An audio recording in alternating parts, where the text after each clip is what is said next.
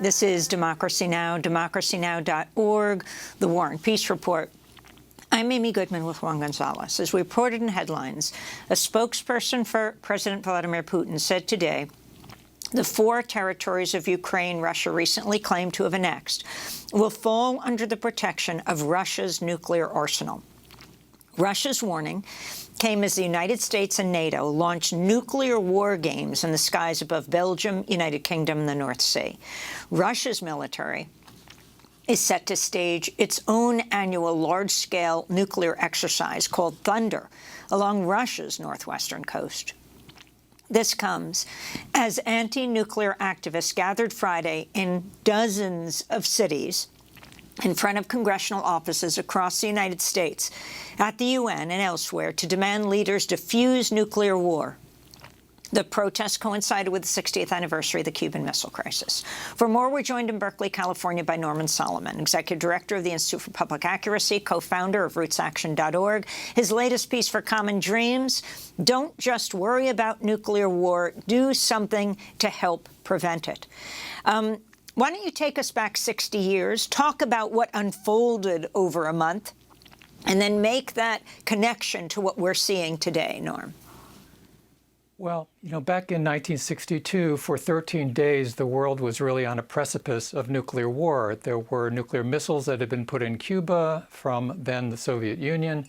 And because Khrushchev and Kennedy, the leaders of the two governments, were willing to back down from a confrontation, that's why we're able to even be here right now. After that confrontation, at a famous speech at American University, John Kennedy said it was essential for the survival of the world to not back the leader of another nuclear power into a corner.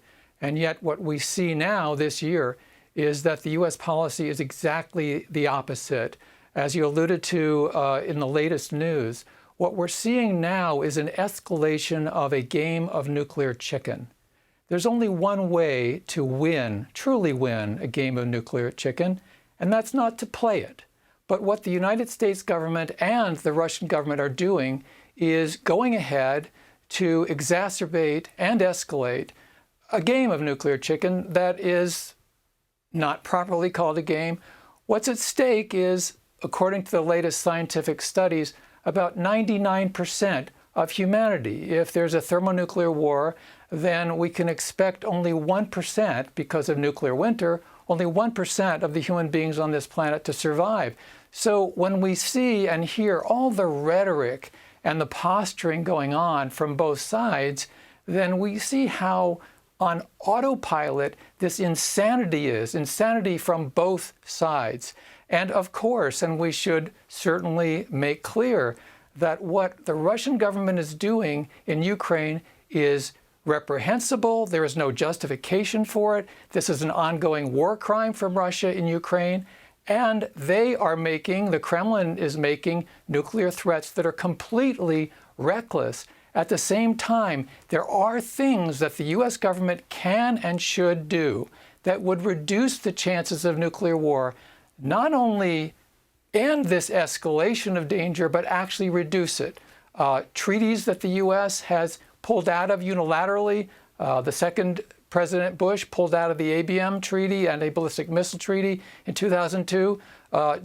Donald Trump in 2019 pulled out of the Intermediate Range Nuclear Forces Treaty. Both of those treaties were very important to reduce the chances of nuclear war, including and especially in Europe. So I would sort of sum up that what we're seeing this week is further escalation. The war games, the nuclear war games that the United States has led, really, beginning yesterday through NATO, is completely irresponsible. These annual, why do it now? This is the worst time to do it. And Russia, we know, according to reports, will follow suit later this month. So that's why RootsAction.org is launching today a campaign where people around the country are contacting their senators, their representatives, and saying, speak out against this war game madness that the United States is enabling through NATO, and insist on genuine diplomacy to reach a ceasefire.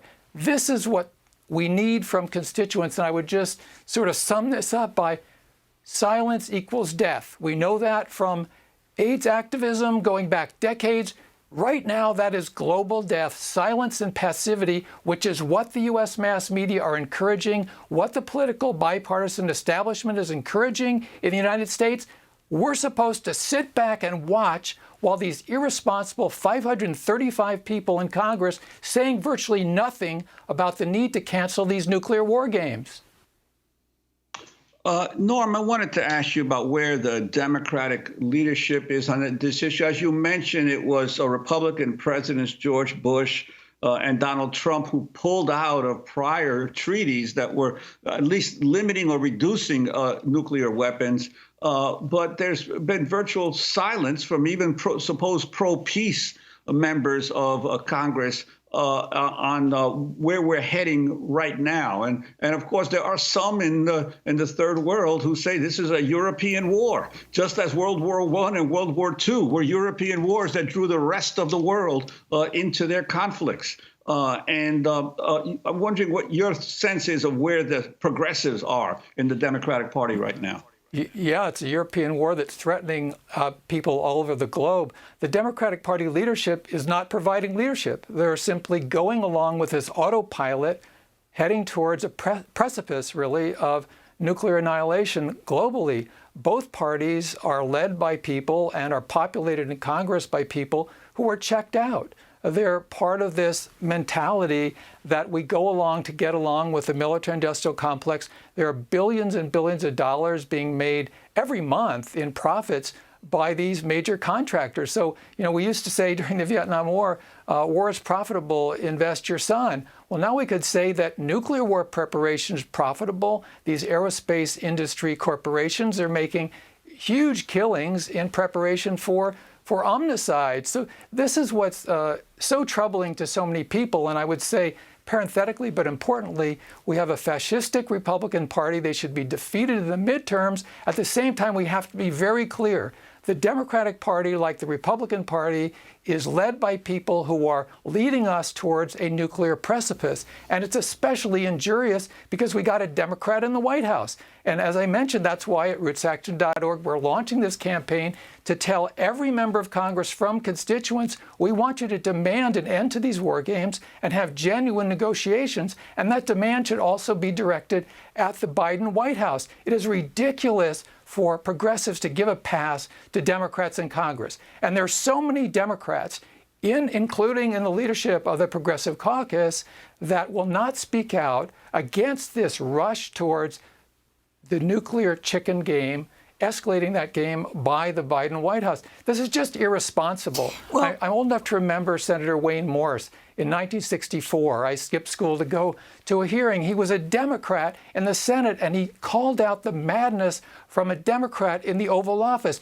Where are the senators and representatives in Congress willing and able to do that, even if the president is in their own party? This is a suicidal approach, taking everybody in terms of the risks involved, escalating risks. We start out by talking about the Cuban Missile Crisis. Informed experts say that this is at least as dangerous as that crisis in 1962, arguably much more dangerous. It's spread out over a longer period of time. So just because somebody has a D after their name, just because they're a member of the Progressive Caucus, that doesn't change the fact that their silence is deadly. And I would just urge all constituents, not only go to rootsaction.org and message within 1 minute your senators and representative about the need to call off these war games and have genuine diplomacy, but then call them up. And I'm very sorry to say that in almost all instances, you will find that your senators and representatives in their current mindset will say, oh no, we can't interfere with NATO. Well, this is a kind of madness. And if Norm the leaders won't lead, then we have to have leadership from the grassroots. Norm, what do you say to those who say it's Putin who's threatening nuclear war? You have, of course, President Biden speaking at a Democratic fundraiser saying we are facing Armageddon. You wrote a piece with Dan Ellsberg to avoid Armageddon. Don't modernize missiles, eliminate them. What do you say to those who say this is not in the U.S.'s control because Putin's the one threatening this? Well, absolutely. What Putin is doing is reckless and irresponsible and extremely dangerous. That doesn't change the fact that The United States is also in a game of nuclear chicken. That's reflected in these NATO nuclear war games going on right now. This is not a zero-sum game where we gain propaganda, the other side loses, or vice versa. There are concrete steps, specific real-world steps that the United States government could take today to reduce the chances of nuclear war. That clearly is in the interest of everybody in this country and around the world. Yeah, we could take ICBMs off of hair trigger alert. We could reinstate treaties that Bush and Trump pulled the U.S. out of unilaterally. This is up to us to do.